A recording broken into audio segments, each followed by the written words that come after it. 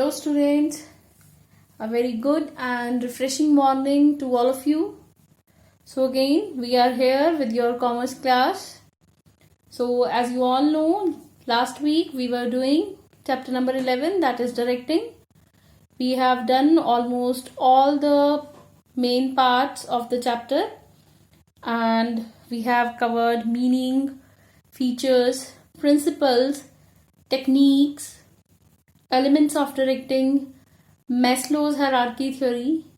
Now we are just left over with the last 2 or 3 parts. So today we will start with leadership, one of the main element of directing. So before starting with the topic, let us first proceed with the leadership objectives. So plus 2 commerce. As you all know that directing has various parts. So first of all, we will talk about the various elements of directing. Supervision, motivation, we have already discussed. Now we are left with leadership and communication.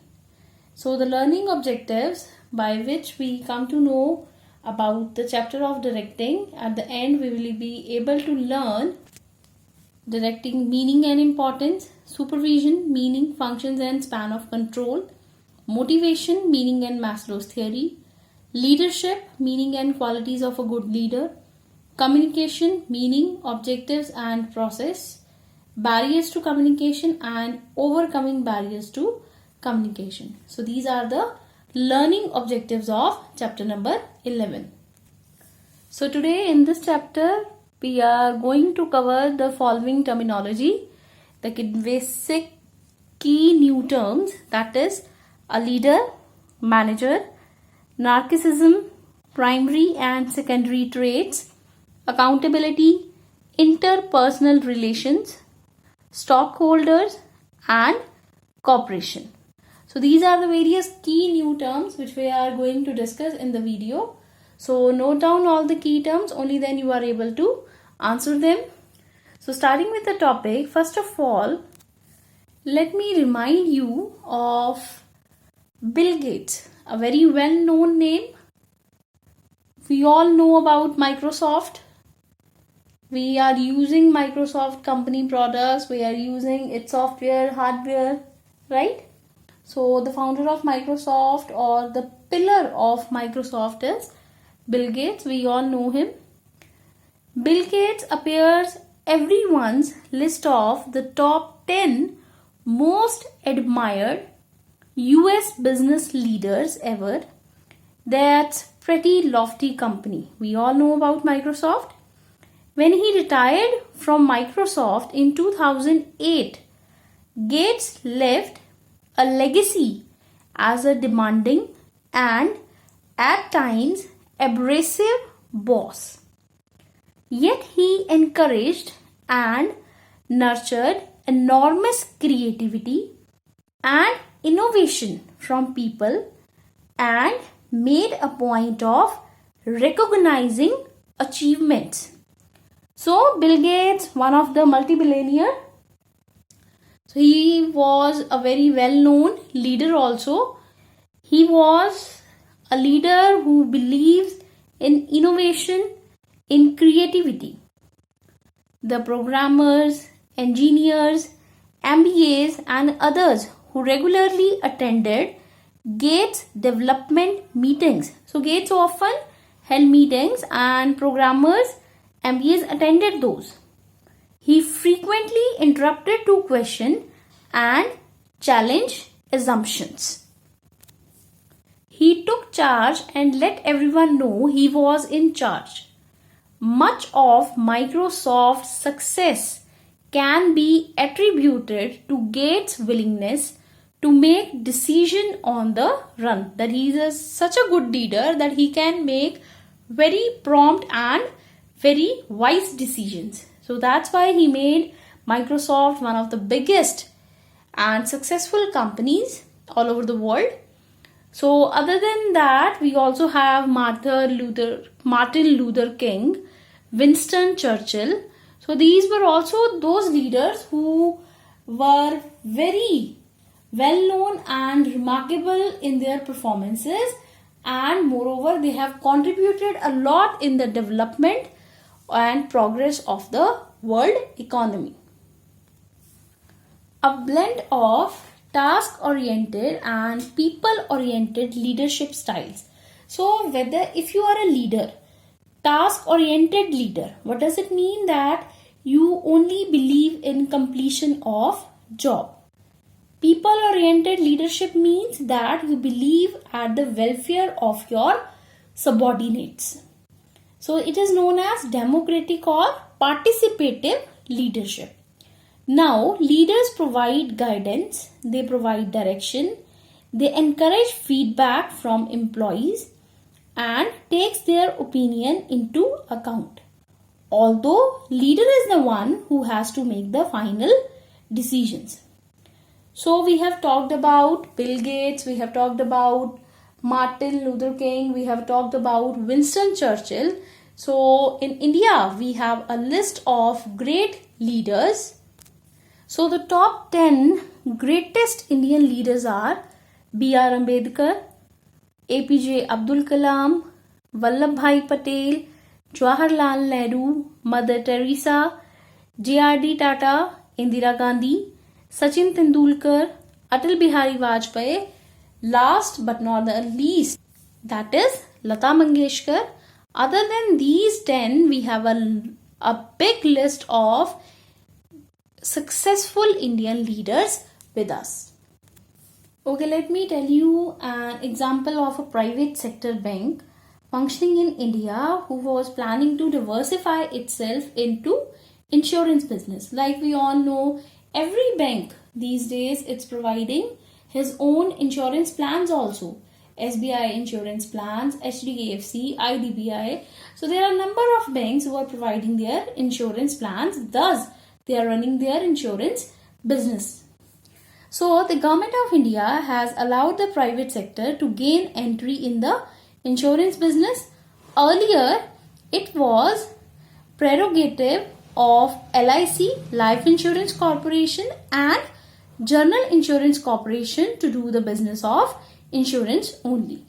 But now, with liberalization of the economy and to make the field competitive, other companies have been given licenses to start insurance business under the regulation of IRDA, that is Insurance Regulatory and Development Authority. Bank plan to recruit high quality employees and agents and exercise effective direction to capture a substantial part of life and non-life business. So these part of life and non-life insurance business are directed and guided by wonderful and successful leaders of the same private bank. Now let us discuss the qualities of a good leader. So some of the qualities of a good leader are good physique. A good leader must have health and endurance to stay physically fit, to carry on the hard work, which inspires subordinates to work with the same tempo. A good leader must be intelligent enough to take the right decision at the right time in the best interest of the organization. He should be able to think logically, make an analysis of the situation accurately, and interpret the problems clearly. A leader must be emotionally stable, must have cool temperament and tolerant too. He requires a logical bent of mind and maturity. So next is vision and foresightedness. A leader must have the capability of anticipating future course of events. He needs sound judgment and he must be able to take right decisions at the right time. A good leader must have a strong willpower and confidence in his own ability to lead others. He must be enthusiastic, he must be cheerful, and he must be able to convince people.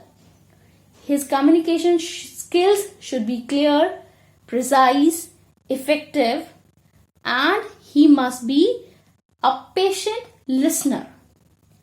A good leader must be a trustworthy one so that subordinates can rely upon him. Leaders must be fully aware of their duties and responsibilities to be discharged by them so as they can achieve the goals. Next is knowledge of work. A leader can instruct, guide, supervise if he has required knowledge and competence. A leader should be enough to take initiatives, creative, to take new steps to give benefit to the organization. A leader must be honest, he must be a role model, and he must have all ethical values.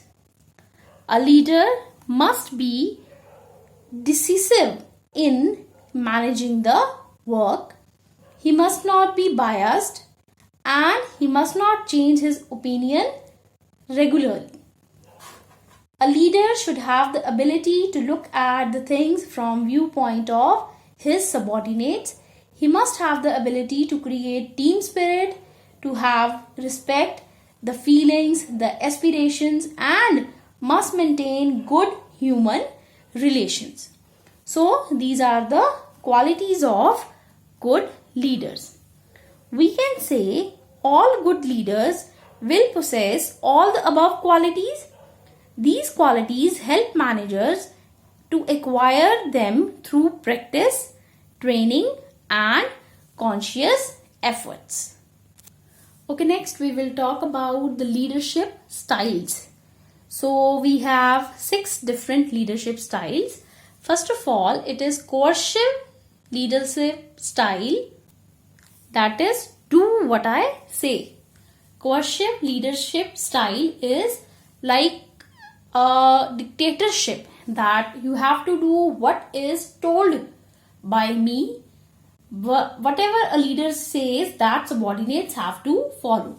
They can't give their own opinion. So such a style is called coercive leadership style. Next is authoritative, that is, come with me. Now you have to follow your leader. Whatever your leader do, you have to repeat the same. Next is democratic leadership. What do you think? Like, we live in democratic India, so we have a right and we have a full liberty to speak on matters. Simply the same in leadership style. Democratic style is asking from others that what they think about their work. Next is affiliative style. People come first. That is, these leaders always take the people at a priority and consider themselves as the best one. That they have to work not at the cost of their labor but to provide them with good benefits.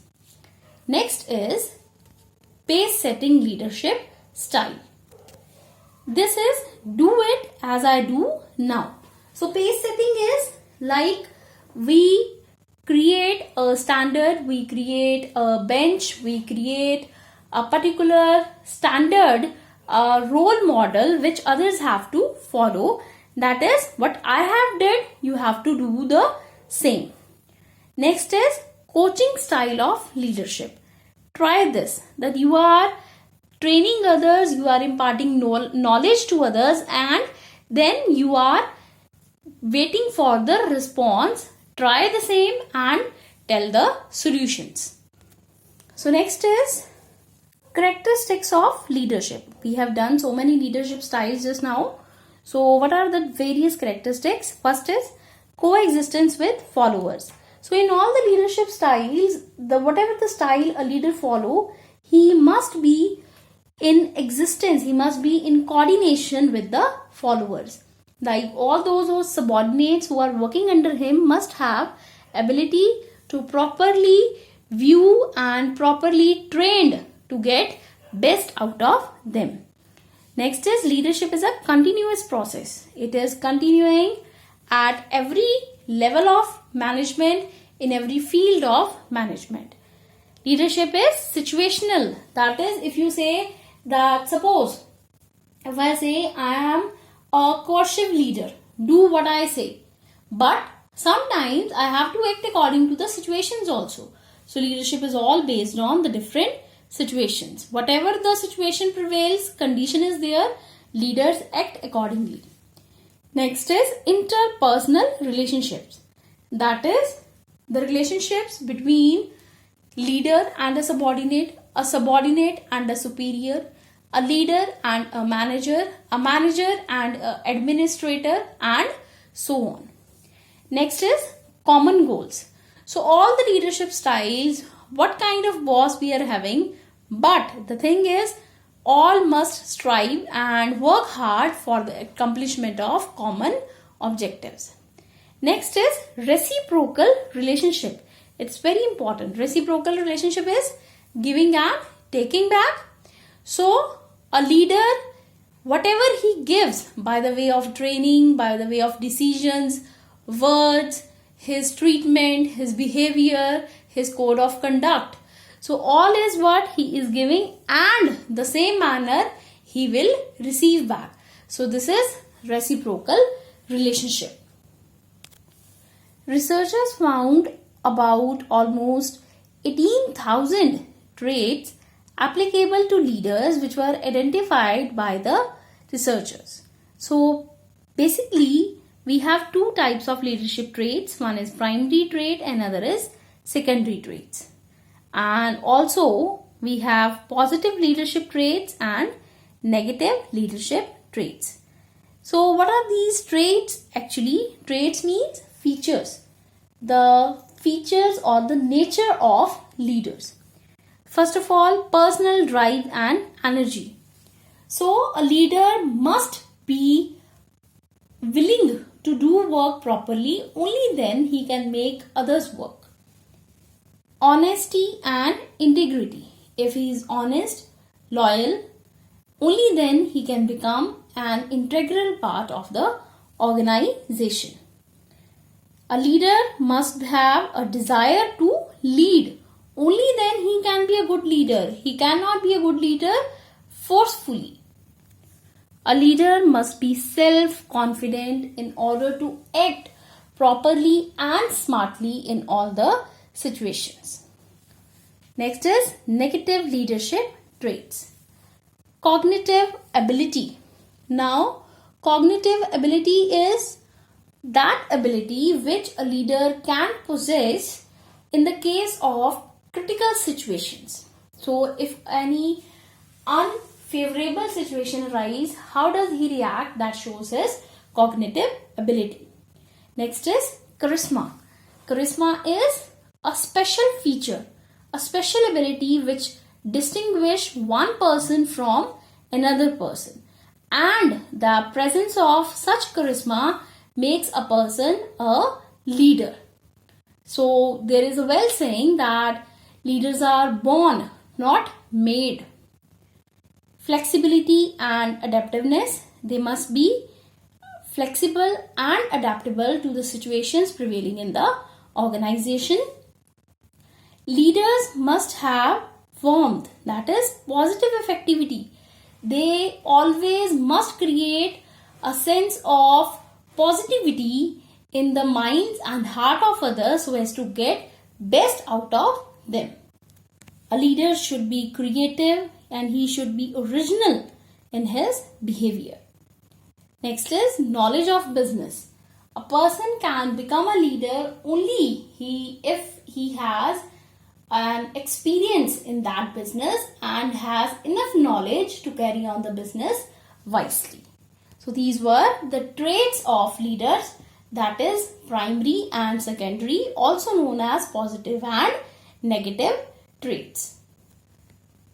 Read pages 308 till 312 covering the part of leadership of your book. Read it properly so that you can understand the school link. For more clarity of the concept, do refer the given link and it will help you to solve your queries. You can also answer the following questions after listening the video. So first of all, we have true false. Tell me, a leader is competent and so does everything alone. A leader prefers to work with people as a team. A leader is emphatic and listens to others.